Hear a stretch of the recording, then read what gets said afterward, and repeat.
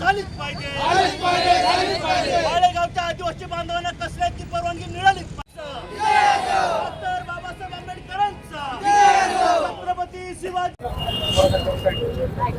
जे बुलढाणा या ठिकाणी जिल्हाधिकारी कार्यालयाच्या समोर एक दिवसीय धरणे आंदोलन या ठिकाणी आयोजित केलेलं आहे। त्यांच्या समता संघटनेच्या वतीने या ठिकाणी आंदोलन या ठिकाणी केलेलं आहे। गेली अनेक वर्ष आम्ही जे अतिक्रमण धारक आहे त्यांना त्या जमिनी मिळायला पाहिजे। शासनाचा GR सुद्धा आहे, त्या GRच्या प्रमाणे या संबंधित कलेक्टर साहेबांनी ती कारवाई केली पाहिजे।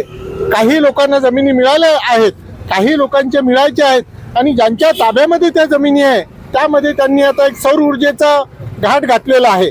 ज्या आमच्या गोरगरीब लोकांच्या छोट्या छोट्या जमिनी आहेत त्या जमिनीवर ते त्यांचा उदरनिर्वाह करत आहेत। तो उदरनिर्वाह करत असताना केवळ त्या भरोशावरच त्यांचं पोट आहे। त्या जमिनी सुद्धा त्या सौर ऊर्जेच्या घशामध्ये घालत आहे। सौर ऊर्जेचे प्रकल्प होऊ नये अशी आमचं अजिबात म्हणणं नाही, परंतु ज्या ठिकाणी ह्या लोकांनी ज्या जमिनी काढलेल्या आहेत, ज्या जमिनीवर त्यांचा ताबा आहे, शासनाच्या नियमाप्रमाणे त्यांनी अतिक्रमण केलेलं आहे, त्या लोकांना त्या जमिनी मिळायला पाहिजे। तुमचे जे सौर ऊर्जेचे प्रकल्प आहे ते तुम्ही दुसऱ्या ठिकाणी घेतले पाहिजे।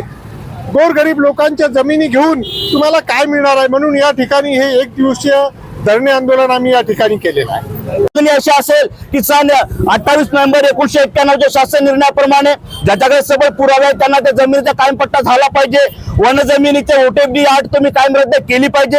म्हणजे माळेगाव येथील आदिवासी मुलाची जी शाळा आहे, जी शाळा वन विभागाने बेकायदेशीर पाडली, ती शाळा त्या ठिकाणी तात्काळ चालू झाली पाहिजे आणि माळेगावच्या आदिवासी बांधवांना जमीन कष्टाची पूर्व परवानगी भेटली पाहिजे।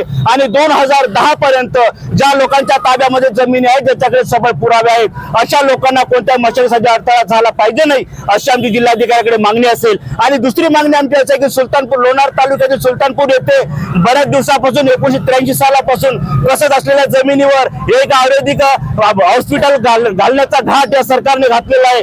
तर तिथे सुद्धा आमचे बांधव त्या ठिकाणी जमीन कसत आहेत, ते सुद्धा भूमिहीन आहेत। तर या हॉस्पिटलला आमचा कोणता विरोध नसून उर्वरित जमीन त्या ठिकाणी उपलब्ध असताना सुद्धा जाणीवपूर्वक सुलतानपूरच्या आमच्या बौद्ध समाजाच्या बांधवांना, मुस्लिम समाजाच्या बांधवांना भूमिहीन करण्याचा डाव त्या ठिकाणी रचला जात आहे। म्हणून या हॉस्पिटल सुद्धा आमच्या वैयक्तिक जमिनीवर न होता ते इतर ठिकाणी झालं पाहिजे अशी आमची मागणी असेल। आणि प्रसार माध्यमातून